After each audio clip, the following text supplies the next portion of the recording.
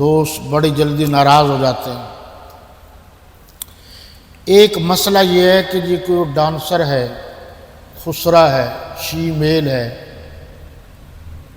وہ مہک ملک، اس نے تبلیغی جماعت میں وقت لگایا ہے اور تبلیغ والے بڑے نیک لوگ ہیں، انہوں نے اس کو اٹھا کے سٹیج پر بٹھا دیا، وہ تقریر کرتی ہے، وہ نعت پڑھتی ہے اور سارے سفید داڑھی والے واہ واہ کرتے ہیں۔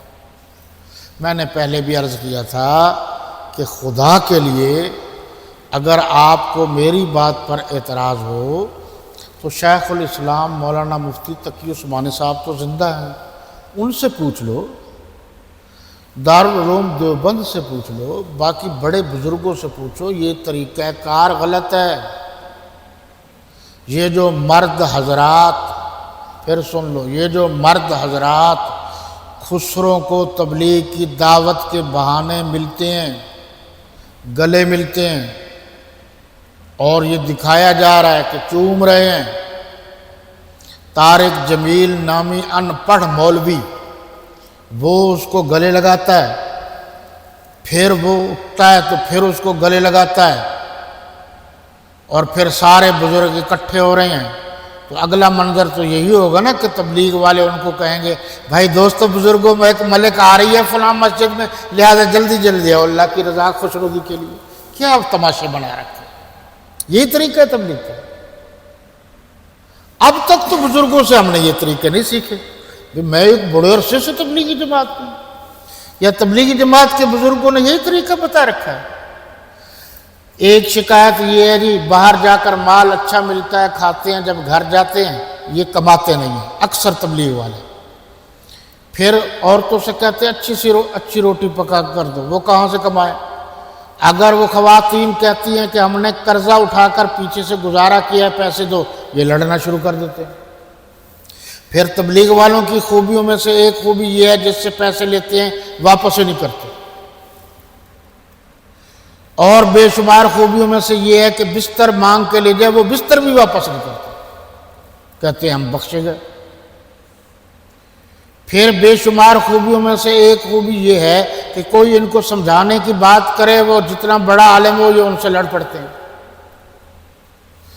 کیا آپ ملتان میں رہتے ہیں؟ میں بھی ملتان میں رہتا ہوں۔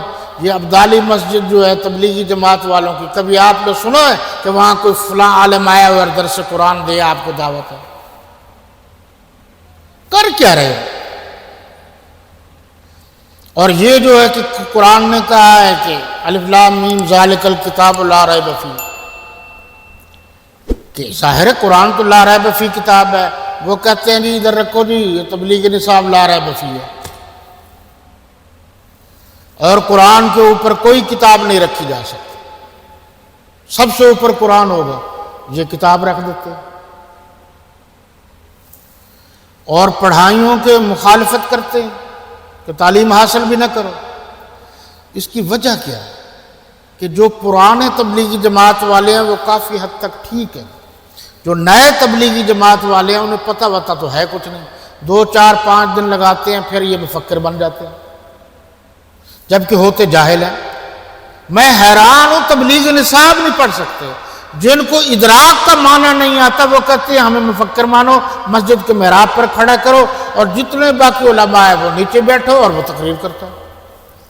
یہی تو میں رو رہا ہوں ایک عرصے سے کہ ایک پروسیس ہے کو مکمل تو کراؤ ان کو، بھئی لے جاؤ، ان کی تربیت کرو، سب کچھ ہو، پھر اسے بولنا سکھاؤ، پھر ایک مرحلے تک وہ پہنچتا ہے اس معیار تک تو پھر ٹھیک ہے۔ 4 دن کے بعد تم جناب مولویت کا سرٹیفکیٹ دے دیتے ہو۔ اچھا آپ بتاؤ، ایک آدمی ایک وقت میں تبلیغ کرتا ہے، دوسرے وقت میں وہی جو ہے ڈانس کرتی ہے، اب لوگ کیا کہیں گے کہ یہ کون ہے؟ بھئی 2 میں سے ایک تو چھوڑو نا، نہیں چھوڑ سکتے تو پھر چھوڑ دو کہ ہم نیک لوگ ہیں جی، تمہاری نیکی کو میں جانتا ہوں۔ اب کیوں نہیں بولتا مفتی عبد الواحد قریشی؟ اب مہک ملک سے کیوں نہیں بولتا وہ کہ سارا فراڈ شروع کر رکھا؟ طارق مسعود کیوں نہیں بولتا؟ طارق جمیل کو تو ہم کسی کھاتے میں بھی شمار نہیں کرتے، اس نے تو بیڑا غرق کر دیا ہے تبلیغ کا۔ آپ کو تحقیق نہیں ہے۔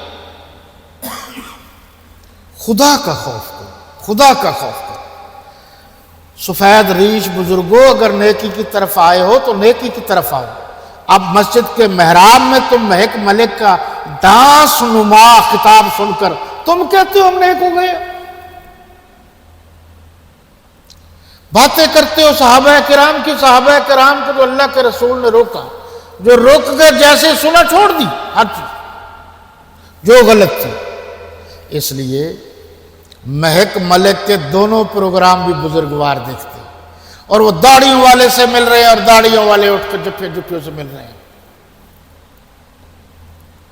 تو جو دوسرے حضرات اعتراض کرتے ہیں ان کا اعتراض درست ہے، ماننا چاہیے غلطی کو۔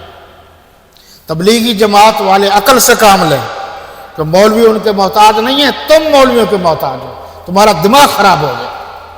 میں تو کہتا ہوں ان کی ضرورت ہی نہیں ہے۔ کس جگہ مسجد نہیں ہے، کس جگہ مدرسہ نہیں ہے، کس جگہ لوگوں کا رابطہ نہیں ہے۔ وہ یہ تو بیچارے مولوی مسجد والے ان کو 4 آدمی اکٹھے کر دیتے ہیں، وہ جاہل ہوتے ہیں، وہ دماغ خراب کر دیتے ہیں۔ بھئی ہر جگہ مسجد ہے، مدرسہ ہے، چھوٹی موٹی چیزیں جو آپ سیکھ کے آتے ہو یا مولوی بیٹھے ہیں سیکھو پڑھو۔ اس لیے یہ طریقہ کار بالکل غلط ہے۔